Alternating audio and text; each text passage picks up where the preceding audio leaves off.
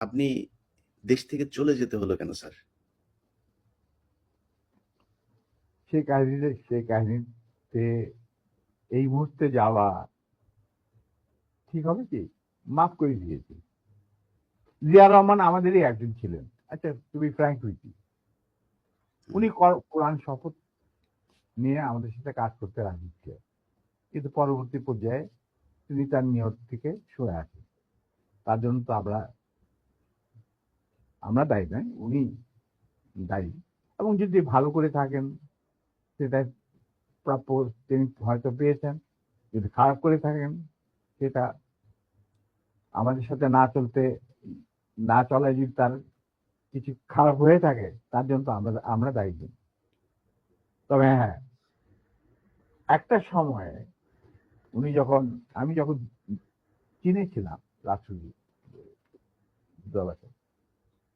তিনি আমার বাবা কিন্তু জিয়া রহমানের ক্যাবিনেটের সিনিয়র মিনিস্টার পদে নিযুক্ত ছিলেন।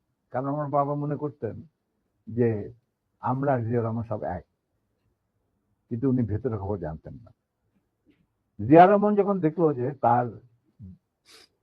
তিনি সেনা পরিষদের প্রায় 4,000 লোককে মেরে ফেলেছেন, তার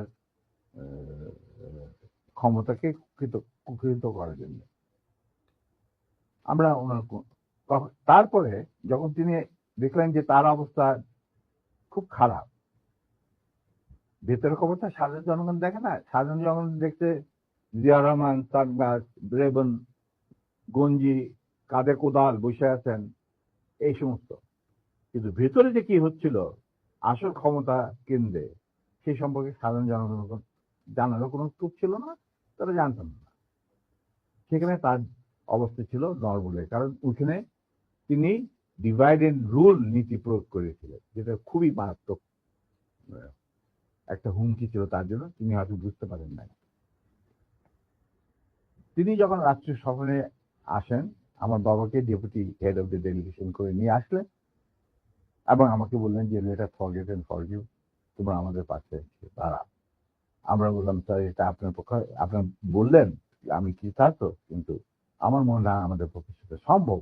কারণ এর জন্য সম্ভব না, আপনি আমাদের সহকর্মীদের রক্তে যে রক্তক্ষরণ ঘটিয়েছেন, সেই রক্ত মারিয়ে আপনার পাশে যদি গিয়ে দাঁড়াই, প্রথম গুলিটা আমাকে যেতে হবে, মুনাফেক হিসাবে। আমি আপনাকে বাঁচাবো, বা আমরাই বা আপনাকে বাঁচাবো, সে রাস্তা তো আপনি বন্ধ করে দিয়েছেন স্যার। এটা কত সালে স্যার?